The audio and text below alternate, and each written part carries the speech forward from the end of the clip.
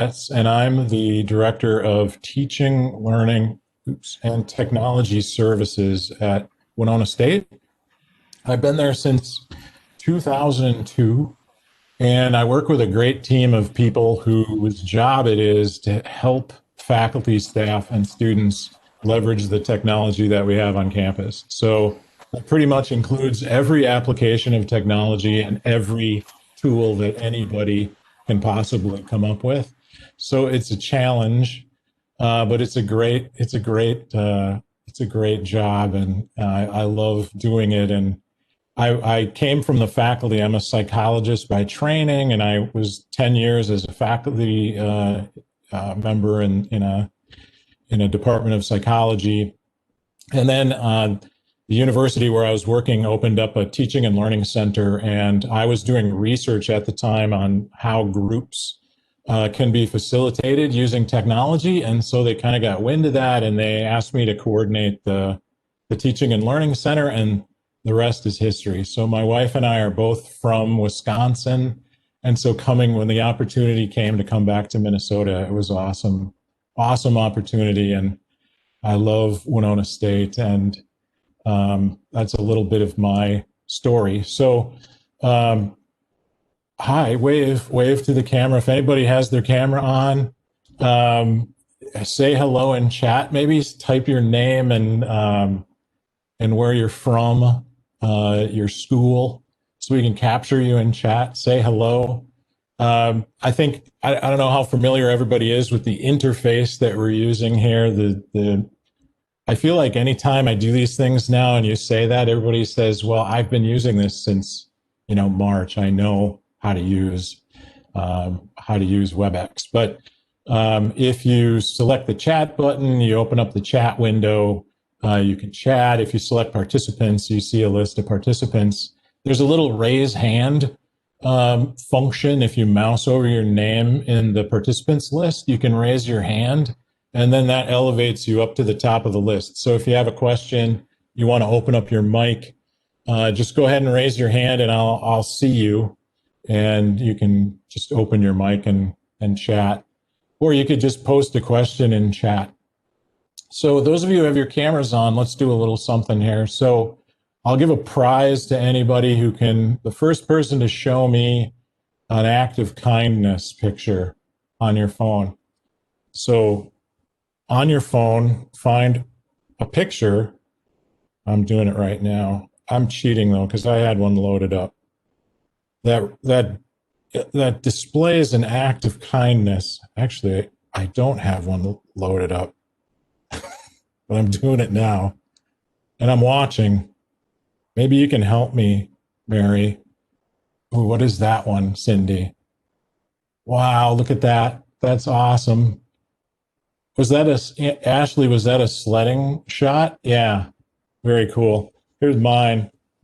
That's my mother-in-law, Vi, and it was her birthday, and we went down to Madison and slid the cake under the door and waved from the window. So it was good to see her.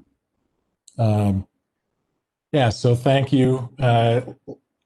This session, we're going to be talking about a topic that's really broad, humanization. And before we do that, let's just sort of follow up on this use of the camera business here. So when you're doing meetings like this, do you leave your cameras on? Do you ask your students to turn their cameras on? Do you give them a choice in the matter? Could somebody tell us your practice there? Do you use the camera a lot when you're meeting like this? Cindy says you give them a choice. Dave's given them a choice. Anybody, feel free to raise your hand and open up your mic if you'd like to kind of talk about how you handle the whole issue of cameras in meetings. You always keep your ears on? Go ahead, Marty. Yeah. Depending on the situation, anytime we do have a one-to-one situation with students, I've always asked my students to keep their camera on. If I was doing a direct instruction period, the students have the option, but they must show their face at least once, and they must be active in showing their face. So, not just a picture of it. They have to, be nodding their head or doing something of that nature. So, Yeah. But, we talk with kids every day, and we've been virtual teacher for 8 years. So. Right. Yeah, it's old hat now, isn't it? Yeah. Has anybody ever had any issues? Have you had students who are camera shy? How do you handle those things? Anybody else have some good practices there? Thanks, Marty. Not a problem. Anybody have run into any issues since March or with students who are reluctant to open up their camera? I'll call on you, Marty. Okay. I see your hand up. Yeah. Go for it. Basically, what we have, or what has happened, is students who are camera shy, or if there's certain reason that they wish not to be on the camera, we find that right at the beginning of the course when we have a little introduction with the student, getting to know who the student is, because we have so many different types of students who prefer not to be seen, students who are going through issues such as a gender identity crisis and such. And we find that information all out at the beginning. We try to make being online, being a safe place for all of our students. Yeah, that's great. How do you communicate that to your students? Do you tell them that right away, right at the beginning, right on the first day? How is that communicated to them? Right at the beginning, we fortunately have a very small course called orientation, of any other the term in it, and it allows the students to fill out a "Who am I?" type of form that can be shared with all 6 of their teachers or 7 teachers, depending on their course load. And in this way, they're not having to repeat that in every class. It's done once. They have an understanding of how things work, what programs, what items that we use, and then we can schedule those one-on-one conversations with students and really get to know them from the beginning. Yeah, I'm seeing a lot of chat. Thanks, Marty. I'm seeing a lot of chat comments about it. A lot of people giving folks the choice, giving students the choice. And then Andy mentioned running into some issues with students who aren't comfortable showing their home environments. Has anybody else encountered that over the past couple of months? I was teaching last semester, and I was doing virtual meetings and had a student who wouldn't display her camera, and I asked her off to the side about it, and she said it was because she was in the bathroom having to take the class, attend the meetings, because it was the only quiet place in her house. So yeah, I'm guessing others have run into this as well. So it's a great example of some of the issues you encounter when you talk about humanization. And when it comes to online meetings, we've all developed ways of creating humanized,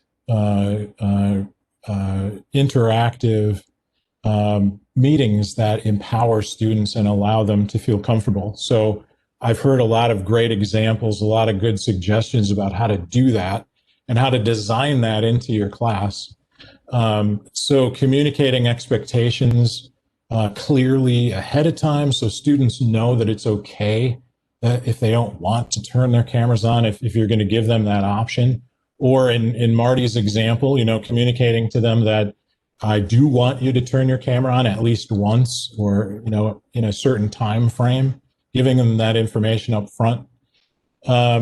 Maybe giving students options. So maybe they don't turn their camera on, but they keep their mic on. Or maybe they turn their camera around and they show you their dog or a poster on their wall or something like that. Things like starting simple So don't ask them to recite something in front of class. And I'm sure I'm telling you things you know already because you've thought through these issues. But to get people comfortable sharing their camera and before you ask them to do something, maybe that might be promote more anxiety. And then being a good model yourself, practicing empathy, which we'll talk about a little bit more in a second. And that empowers all students to participate. So it meets them where they are. It gives them all an opportunity. And as we talk about humanizing issues in general, this is a really good specific example of the kinds of things that you think about when you think about, what is it about my course that needs to be improved? How can I improve the connection that I have with my students? How can I be more present? How can I humanize my course? This is in a nutshell, kind of the issues that you think about on each of those occasions. So what we want to do today is by the end of this session, have kind of a working definition of what humanizing means. So when you say you're humanizing your class, what is that all about? And then by the end of the session, hopefully you get one idea of something to try with your own students in your own classes. And it might not be an idea that I suggest. It might be an idea that you suggest. So I'm going to ask you to contribute here as we go along. And then we'll talk a little bit about how humanizing is connected to national standards. So ISTE standards, Quality Matters, OLC, talk a little bit about that. And then talk a little bit about some of the resources available through Minnesota State and sort of developing a community of practice around these issues. So it's really hard to make a lot of progress in 45 minutes, but so we need to continue the conversation, but we'll see how far we get here. And there couldn't be a better time to talk about this. I just get a pit in my stomach every time I read these stories about how bad online learning is. I've been supporting online learning for 20 years. So when I see this, I think I'm doing something wrong or I failed my faculty in some way. This was a story in the Atlantic, and this was one in the Wall Street Journal. It's sort of this common theme that online just didn't cut the mustard, and that there was something wrong with it, and that one of the things that was wrong with it was this lack of connection, this lack of interpersonal connection. The students didn't feel like they were in class with you as a teacher, like they do when you're in a classroom. And so these things might be categorized under the term humanizing, but humanizing is a big umbrella that includes a lot of stuff. So communication, presence, discussion, interaction, feedback. This concept humanizing, it's a bit of a buzzword that collects a lot of things underneath it. But there are a couple of nice models that help me think about it, and let's talk through those. But first, when it comes to humanization, interacting with students, feeling that personal connection with students, however you're defining it right now, what would you say is your biggest challenge as a teacher right now? Something that you've either faced and solved, or something that you're facing right now when it comes to humanizing your class. So if you could humanize your class in some way, what's the biggest challenge that you're facing? You can go ahead and type it into chat, or if you raise your hand and you have your video on, I'll call you. Or if you raise your hand in participants. Mary, are you just seeing the hands going up in participants, or can I see that too? You should be able to see them okay. In participants. Ken. So somebody who has a challenge that they're facing, what is it? What doesn't feel right about your online courses, those of you who are delivering them now, that might be considered a humanizing issue?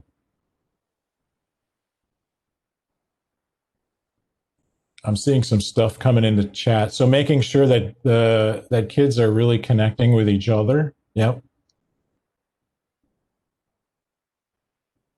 others? I'll wait. Couple of major challenges that you're facing.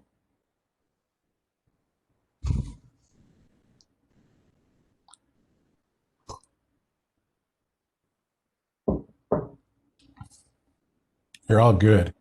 How about you, Jamie? I mean, I'm seeing you and your beach background there.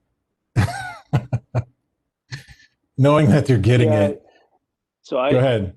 I support teachers from the curriculum side.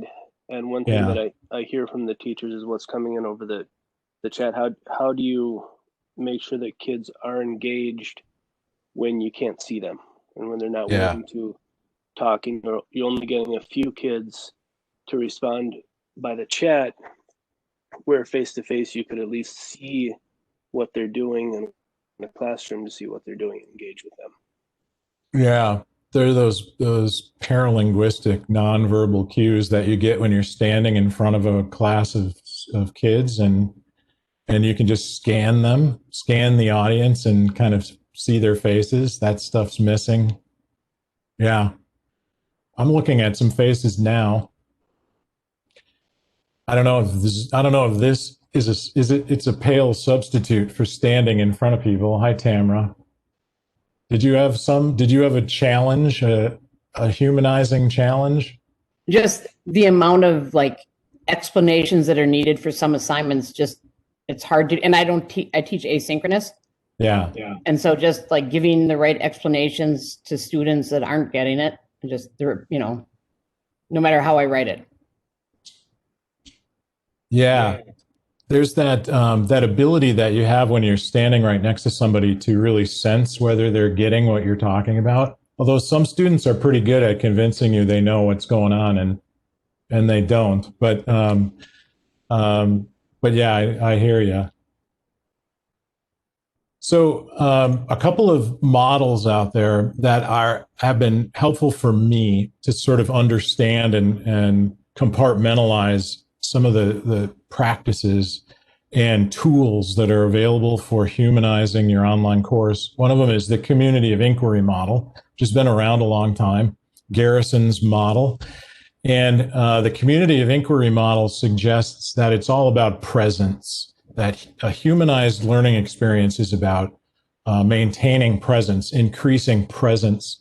And Garrison divides presence up into 3 different types. So the presence that probably comes to mind most easily for everybody is teaching presence.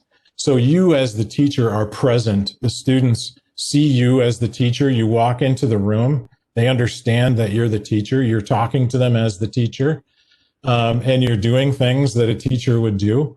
So your teaching presence is very salient to them. So how you behave, how you interact with them, how you play that role, how you fill that teaching role, that's what teaching presence is all about. There's another layer to it, though, and that is the teaching presence that students feel when they do your activities, when they look at the readings that you've provided for them. When they get into your Google Classroom or whatever you're using online to deliver those activities to them. So by looking at those and doing those activities, they're learning something about you as a teacher. So they're saying, oh, she must think this is really important because she's asked me to do this. And so the content that you provide and how you design the class, how you arrange the material, the activities that you ask the students to engage in, that's all part of teaching presence for the student, their perception of you as a teacher. Then Garrison also talks about social presence. So social presence is your presence as a human being, and your students' presence as human beings. So do you know them as people? Do they know you as a person? Do they know where you're from? Do they know your interests? What kind of person you are? That would all be considered in Garrison's model social presence. And then cognitive presence is one that you don't usually think about, although we tend to call it engagement. So students being engaged with the content, being present as they're interacting with you in the meeting, thinking about what you're asking them to think about. These would all be considered components of cognitive presence. So in enhancing the humanization of your course, Garrison argues that you should be thinking about ways of increasing your online teaching presence, your online social presence, and students' cognitive presence in what you're asking them to do. So that's one model of humanization that's often put forward, is this community of inquiry model, and that the more humanizing the online course, the more presence is conveyed in that class. Another model that I like a lot is Michelle Pokanski-Brock's model, which is much more functional. So Pokanski-Brock divides a humanization into strategies, and she starts with facilitation strategies and course design strategies. So there are things that you can do as you behave as a teacher, as you facilitate instruction, that can humanize your online course. And she has 3 different facilitation strategies and 6 different course design strategies. So a course design strategy for Pokanski-Brock is a way that you can design the course to make it more humanized for your students. So it doesn't have to do with how you're teaching, the methods, the way in which you're facilitating the course, but it has to do with how that course was designed.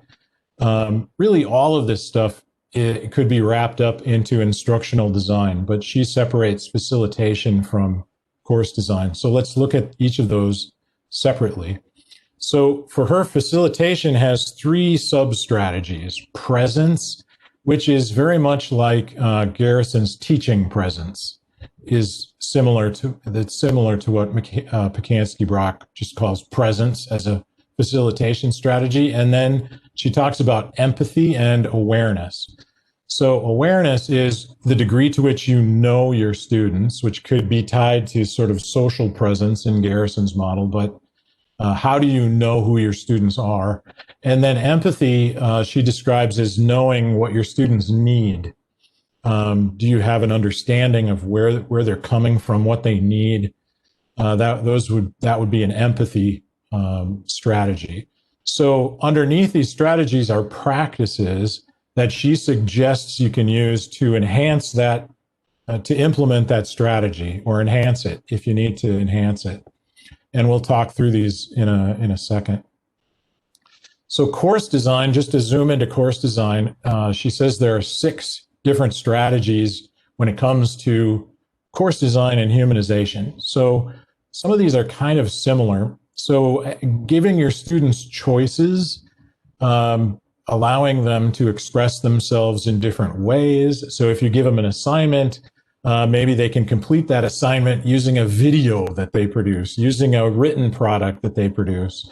They have a choice of how to communicate to you that they've learned something, which is kind of related to control. So students have some control over their own learning. Constructing meaning is a strategy underneath course design for Pokanski-Brock. So allowing students to be creators of content, as opposed to just passive consumers of it, giving them the chance to build something or do something, which is kind of related to challenge, making things more challenging for them, having them work in groups, collaborate with one another, and then designing activities that have consequences for them. So they could have real life consequences, or they could have consequences for them personally. So they're creating something that they want to keep, that they want to show their parents, that they want to put in their portfolio, would be examples of sort of turning up the dial when it comes to, the consequences of your activities. So I like this model because it's more practical. There are thousands of things that you can try that are included in all of these different categories. And let's just go through a few. I'm not going to go through all 9 of these categories, but let's talk through a few of them. And then let's share some ideas of things that you have done in these categories that might be working for you, that you can share with others. So let's start with collaboration as a course design strategy. So I just pitched out a couple of ideas. Some of these are Pokanski-Brock's ideas. Some of them are from other people. But when it comes to collaboration, I think we all know what we're talking about is having students work together in small groups on an activity or a project. There could be, a traditional group project, or it could be just sharing something with one another, a file, a Google Doc that they're sharing with their classmates as they're working on an activity, sharing a class notebook with students, establishing student teams and groups, facilitating small group discussions. So we talked about breakout rooms. That WebEx is implementing breakout rooms. I work with a lot of faculty who love that. So they'll have the big group meet, and then they'll have them go off into their separate Zoom rooms and engage in discussion. And then the instructor kind of hops around and visits them. Having students host their own virtual meetings. So giving them the power to do what you do, set up meetings and meet with them. Just letting them do that themselves. And then maybe they invite you to their meetings.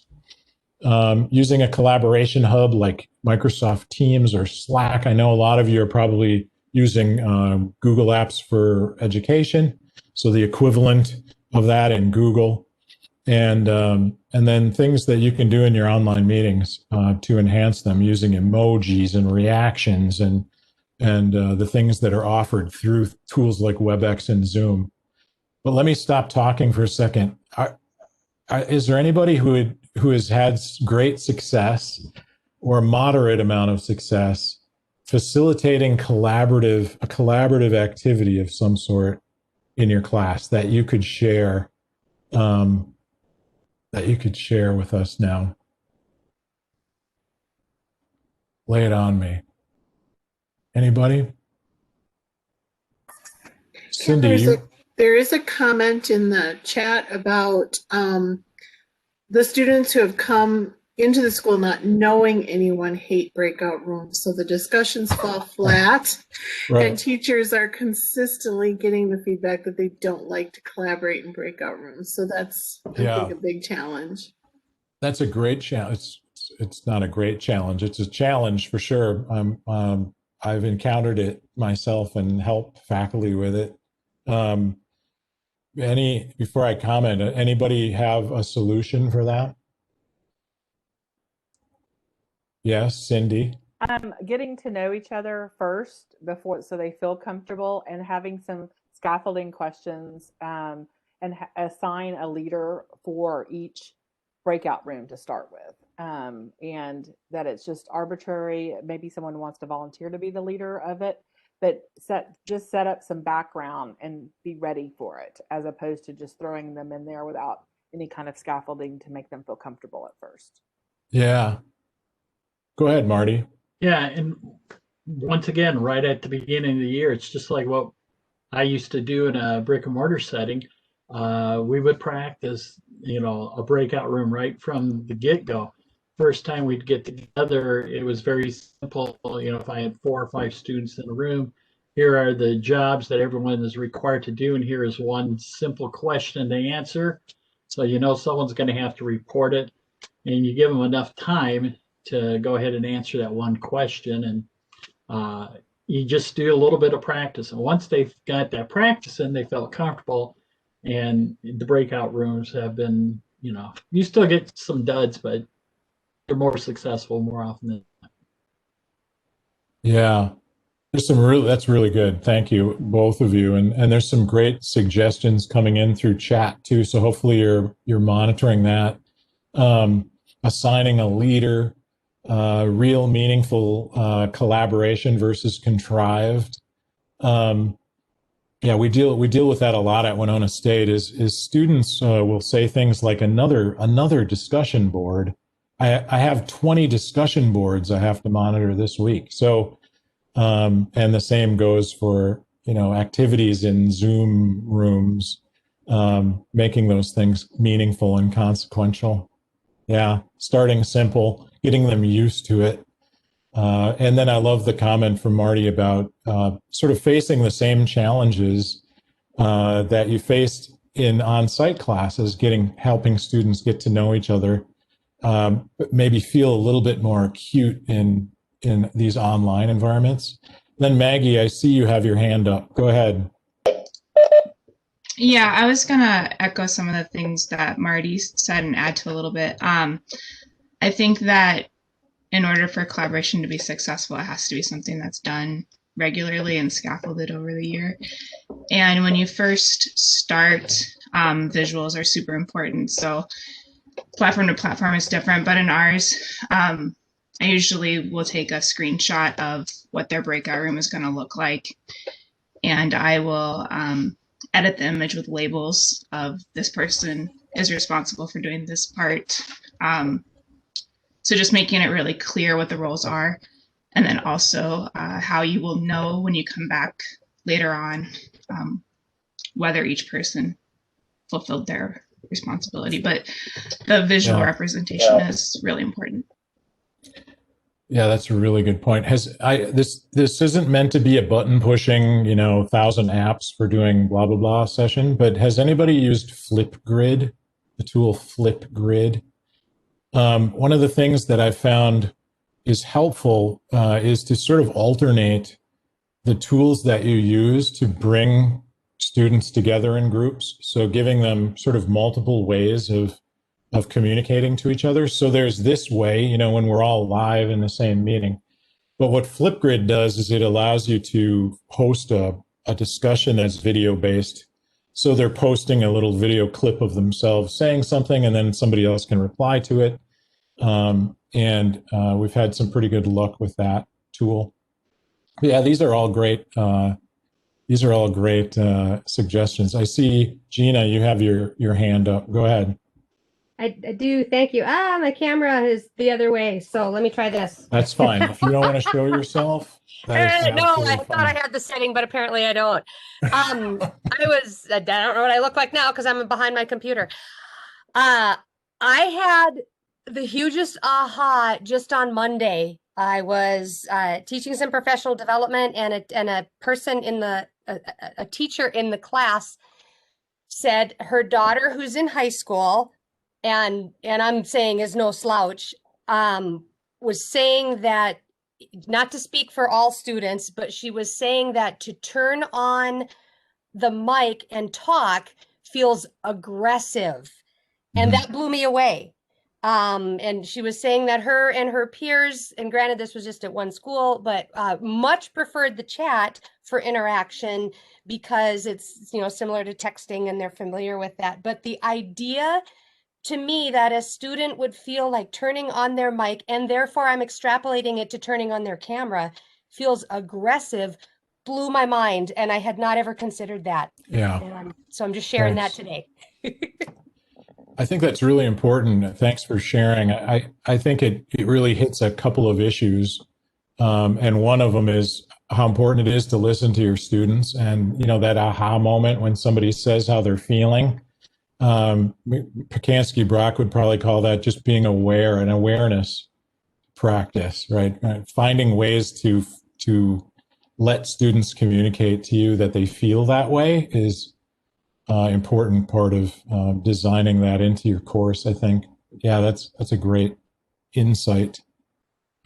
Let's talk about another one, meaning and consequences. How many of you, does anybody have any good stories about successes with giving students the keys to the car, sort of letting them do something, blogging by themselves and posting it out on the open web, or creating video production projects that they put out on YouTube for the world to see? Or anybody have any good, there's all kinds of ways that you can sort of dial up the meaning and consequences, the impact of the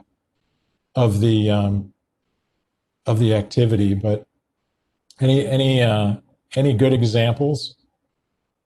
I see you, Jeff. Go ahead. Yeah, I'm sorry. I'm in really bad light right now. That's okay. It's a bit difficult in my office. But Yeah, so this is one of my favorites. Like I was a biology teacher for a number of years before I became a digital literacy coach, and now I work for the Department of Ed. So that's been the arc of my career. But when I was teaching biology, like what we would do, it was the time of wikis. Remember those?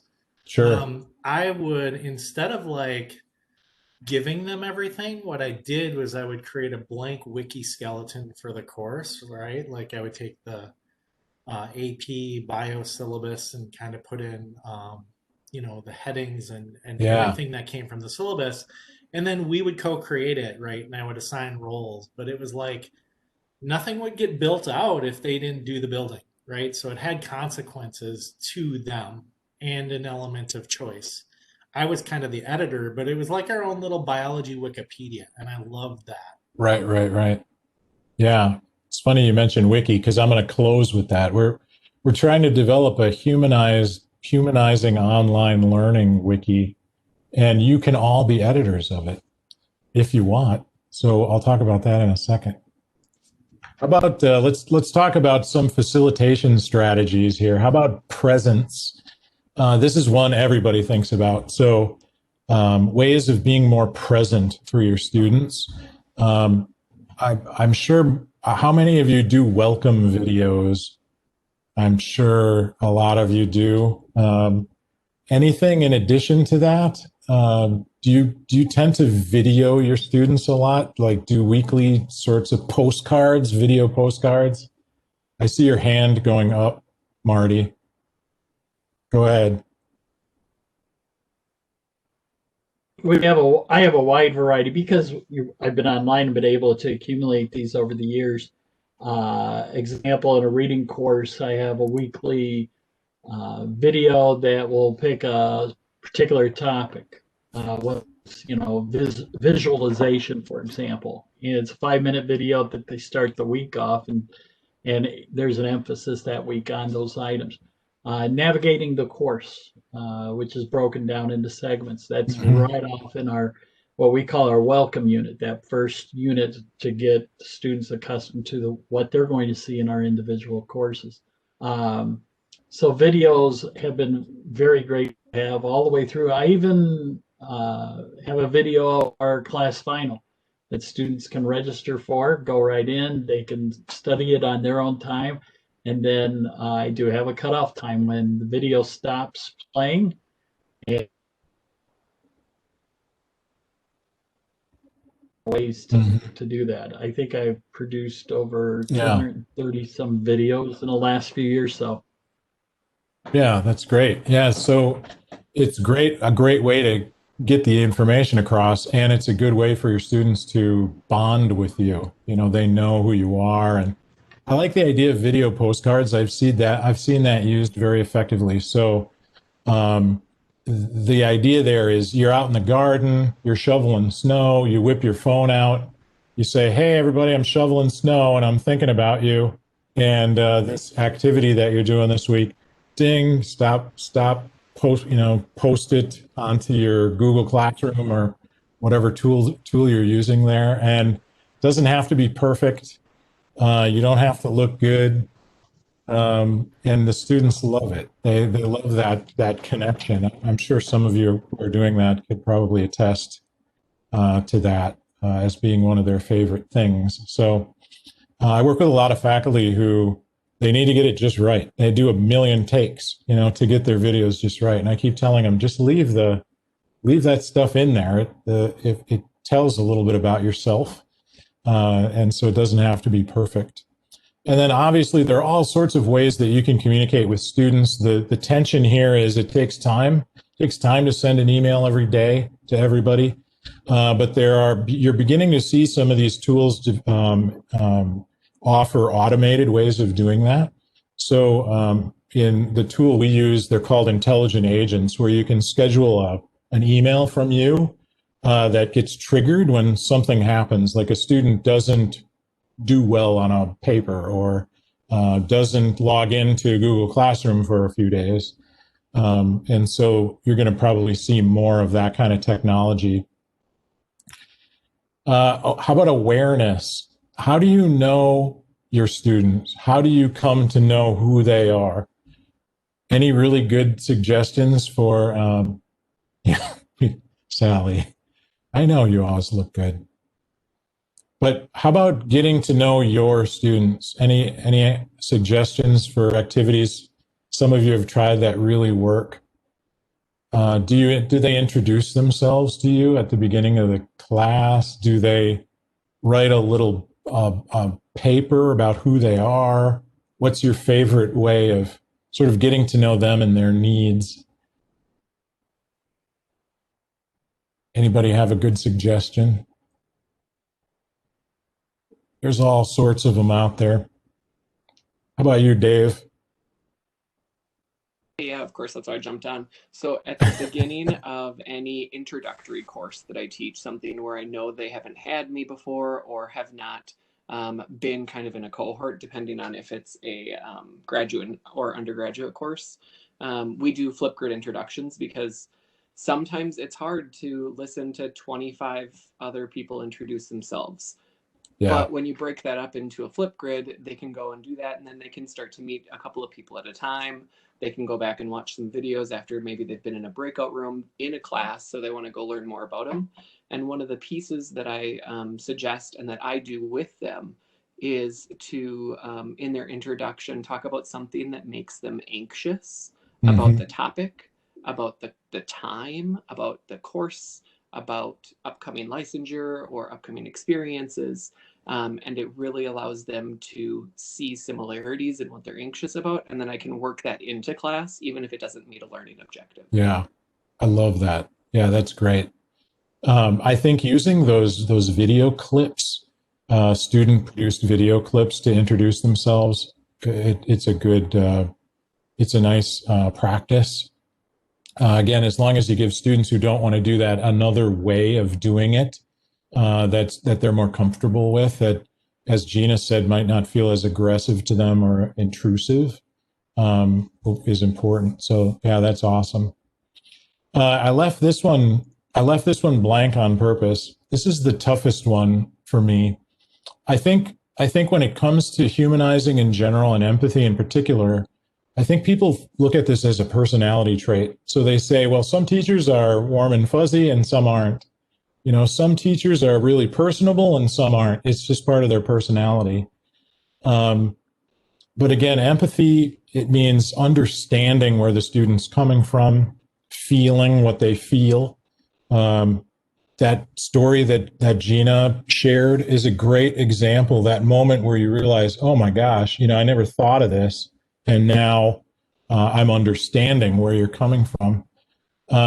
So ignoring the personality component of that, where maybe some people have an easier time empathizing with others than other people, what can you do in your class to design this in to the experience to help you get a sense of when students need extra support? I see Cindy's has a get to know you form. That's awesome.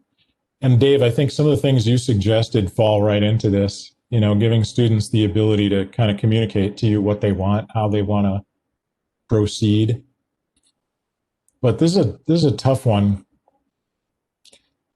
Any good ideas? Listen. Yeah, that's awesome. Yeah, very good. I think from a course design perspective, you can share what an assignment sheet might look like and what success criteria there is. And then you can also turn it over to the students and say, so what do you see that's missing? What do you see that needs clarification? And then turning that into what you're going to actually use. And we all have standards, we all have SLOs, whatever that might be, depending on what grades you're working with or what ages. But that doesn't mean that every assignment needs to be exactly the same year to year. And then we can also take that and turn that same form into that student evaluation so that they're evaluating their own work. And being able to do that, they are seeing that you're valuing what their understanding of their work is when you're providing them the feedback also. Yeah, I love that. And I like the reflection journal, Mary. I love always good idea to share expectations and get student feedback on what the work looks how it looks to them. Having your students work on a shared netiquette guide, what expectations, how do they want the class to proceed in terms of interaction, and the rules of the road, that sort of thing. Those are all great examples. Let's talk very quickly about how humanization. So we talked about two models of humanized online learning. And now let's talk a little bit about how this has worked into standards. And I have to say that K-12 way out in front of higher ed when it comes to this. And we need to take a page out of your playbook for sure. But when you look at ISTE standards, I don't think there's a one of them that isn't directly focused on humanizing your class. They're all pretty much about how you use technology to empower the learner, to help the learner become a knowledge constructor, an innovative designer, computational thinker. When you compare this with some of the standards that higher education tends to gravitate towards, one of our concerns has always been that, it's possible to develop an online course that passes these standards, but isn't really a humanizing learning experience, right? And I think higher ed has been slower to introduce these ideas into the design process, which has been problematic for us, right? So, but you can see, I won't go, you can read these yourselves, but quality matters.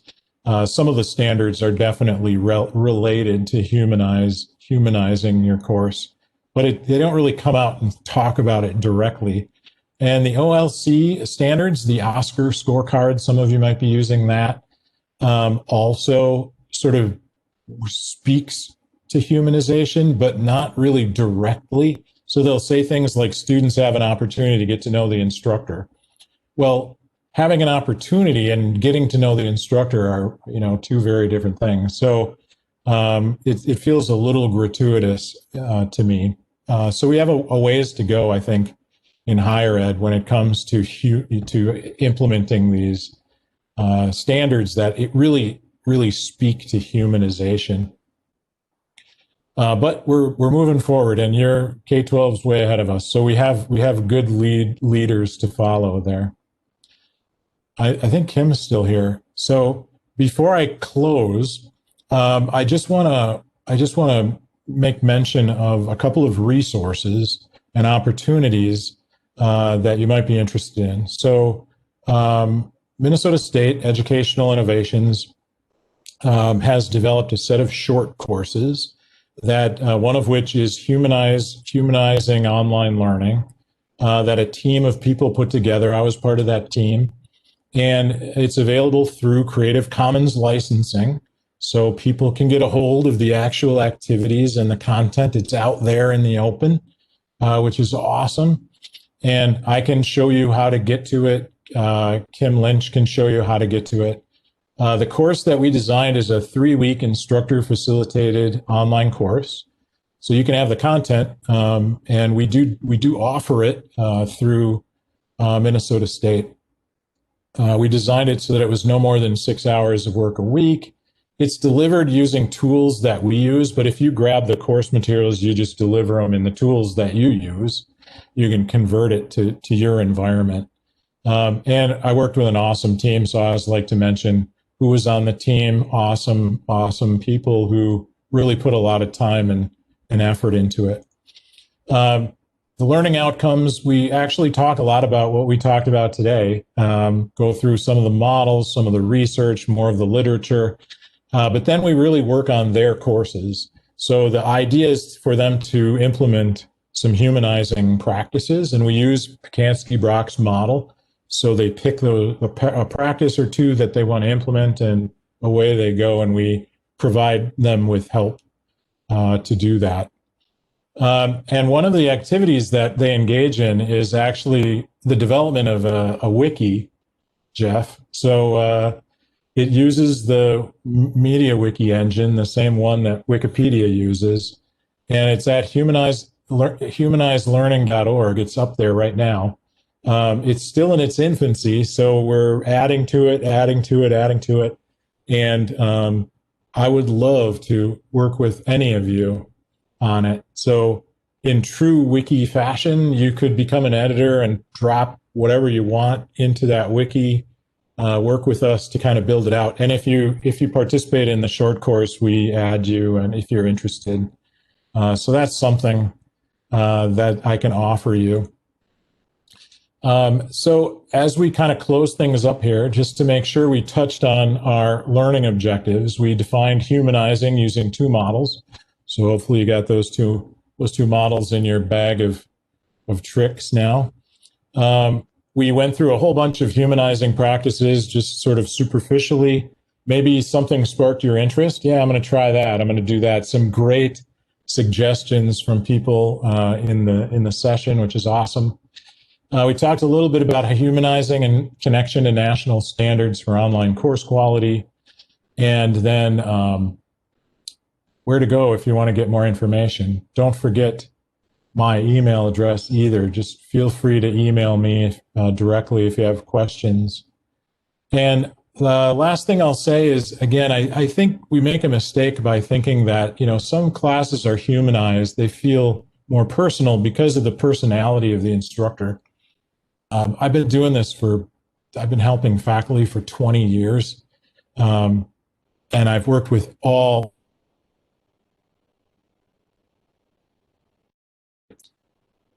I think I can honestly say and confidently say that humanizing is designed into a course, and it's not dependent on a person's personality. It's dependent on how you design that learning experience. And so everybody can do this. And I think there's some great examples out there about how to make it happen, the practices that you can use. We've never had more tools available to make it happen. There's more than enough technology to try.